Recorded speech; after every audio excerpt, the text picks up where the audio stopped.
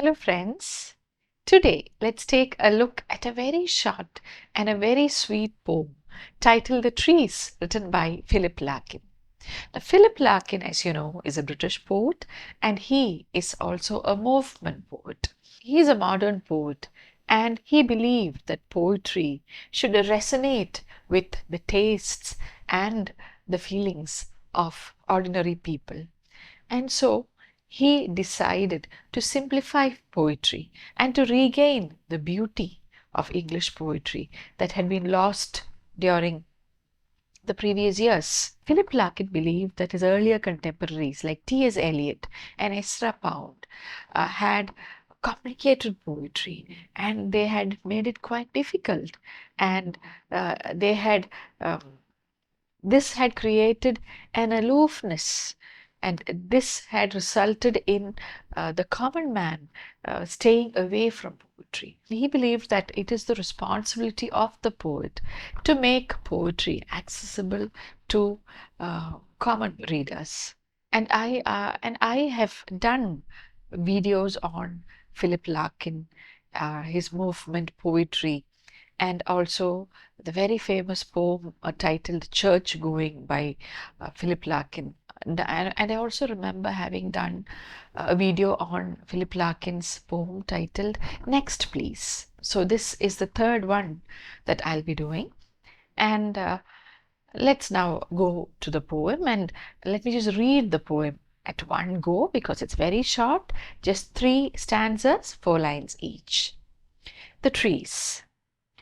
The trees are coming into life, like something almost being said. The recent buds relax and spread. Their greenness is a kind of grief. Is it that they are born again and we grow old? No, they die too. Their yearly trick of looking new is written down in rings of grain.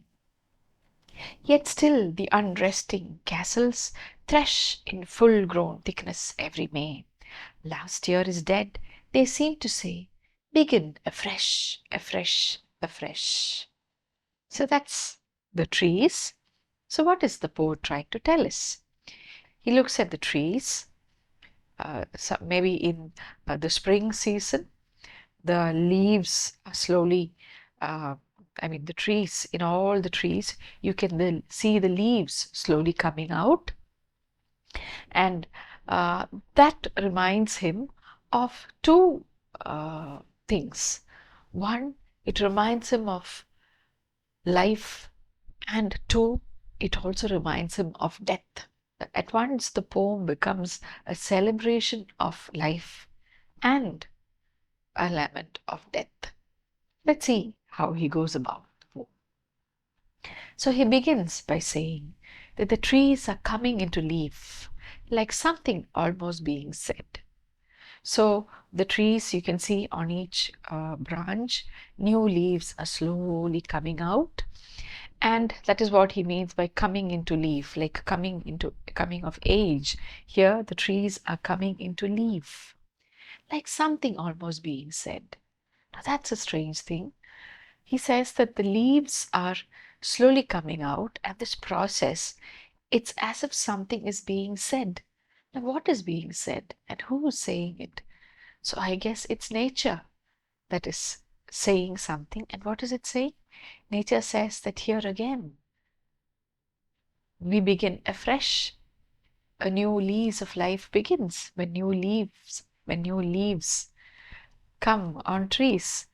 And so it is nature that is whispering to us about the beginning. Once again, the cycle of life is going its rounds. There was the winter season just before this when all the trees had withered and fallen off the trees. And now, and again, for some time, maybe the trees were all covered in white. They were in hibernation.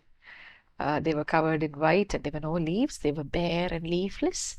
And now the time has come for life to once again begin. For life to once again begin afresh.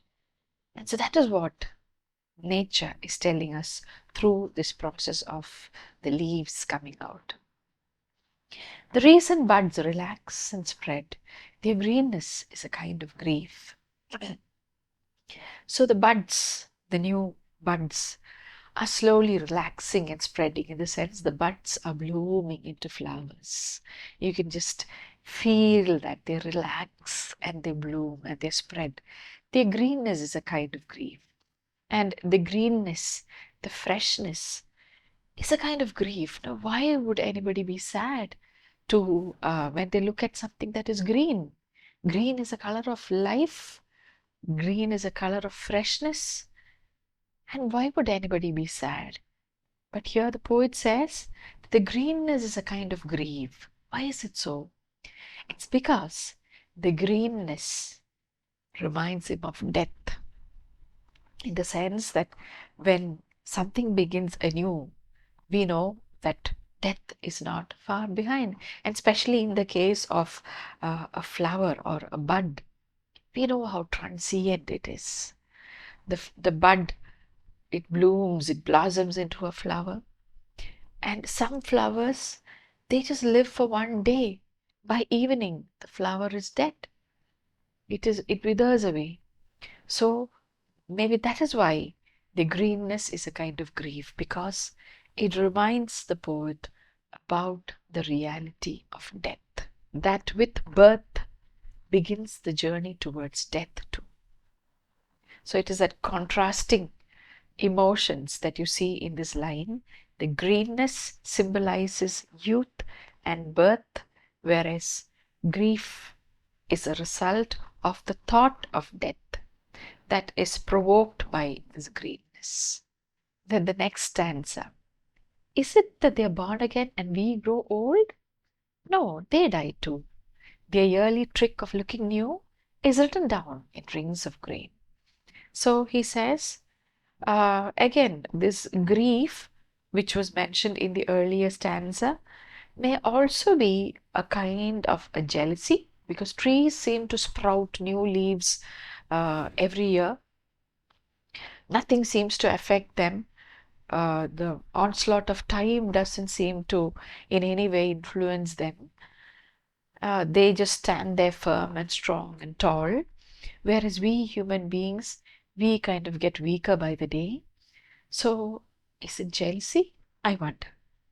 And so he says, is it that they're born again and we grow old? So is it that these trees and these leaves, they're born again and we do not have a chance of a rebirth? Are we fated to just go onward and get old and die? So then he answers his question and says, no, they die too. Their yearly trick of looking new is written down in rings of grain. So he says, no, no, no, that's not the truth. Trees too surely will die one day, and just like us, every year they die a little bit. But then they have this yearly trick of looking new, because every year they shed their old leaves and sprout new ones, as a result of which they appear, they pretend to be new. That is why he calls it the yearly trick. Because the fact remains that the tree is definitely getting older. And where is the age of the tree marked? To find the age of the tree, you will have to look at the rings of grain. You must have seen, when you see, you must have seen pieces of chopped wood, cut wood, and you can see rings, designs, circles. So what are those rings? They are actually markers of age. With each year, a ring is formed. But then, fortunately for the trees, these rings are not seen outwardly. There are no outward signs of aging. Outwardly, the tree looks fresh, new leaves, new flowers, new fruits every year. Whereas we human beings, we do not shed our skin or our hair in this fashion. Our hair, it grows gray, the skin gets wrinkled, your bones get weaker, your voice begins to tremble. And so we have very, very visible signs of aging, whereas that is not the case of trees. They are aging, but they are aging inside. It cannot be seen outside.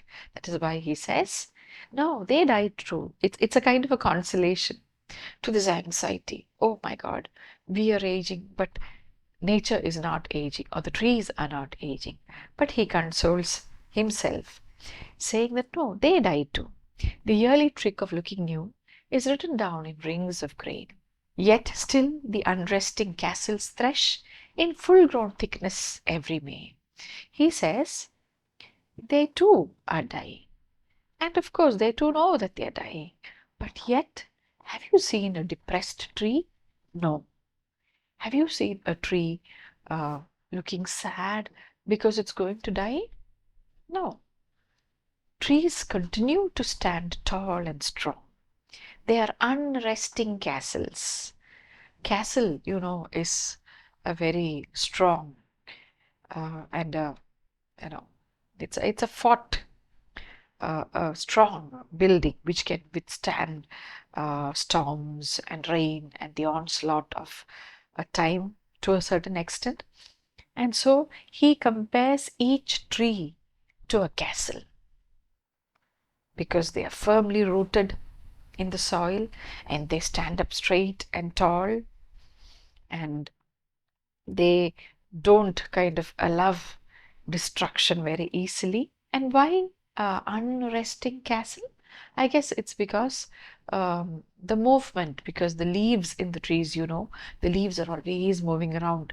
The leaves are always rustling and moving in the wind. Whenever there is a breeze, the leaves rustle. And so it is the leaves, the rustling leaves of the tree that prompts him to call the tree an unresting castle. Yet still the unresting castles thresh in full-grown thickness every May. Threshing, of course, is a term taken from farming during the harvest. You beat the stalks against something, you thresh it so that the grains are separated. Here, threshing, I guess, only means that the leaves, they kind of are thronged in thickness and they push against each other.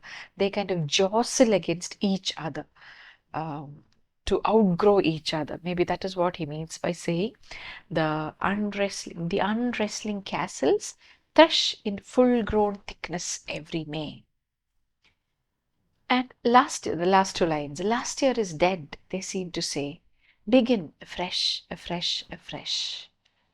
Now, what does he mean by that? He believes that the trees are trying to tell us that they're trying to pass on a message to us. They are telling us that, see, the last year is dead. Let us not moan about what is already done and what is bygone. Let us look into the future. Let us greet the future afresh. Let's make life a celebration and not a lament. Just like the tree kind of adorns itself with new leaves every year, similarly, let us too look forward to the remaining years of our life. Let us not lament about the years that have already gone by, because we are not going to get them back anyway. And so, the most graceful, the most, or in fact, the wisest way to live your life happily would be to gracefully, gratefully accept life as it comes. So let us not worry about death, which awaits us. We know that death awaits us. We cannot, there is no escape from death.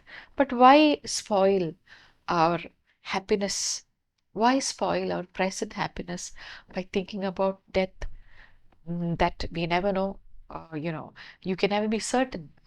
Why destroy your little joys and happiness of every day by contemplating on death, which is so uncertain? Of course, we know that death is certain, but we don't know when we're going to die. And so let's take it, face it when it comes. So that is the message that the trees seem to give us. Last year is dead, they seem to say. begin afresh, afresh, afresh. So it's a very valuable message that the poem and Philip Larkin, through this poem, tries to convey. It tells us, let us be practical.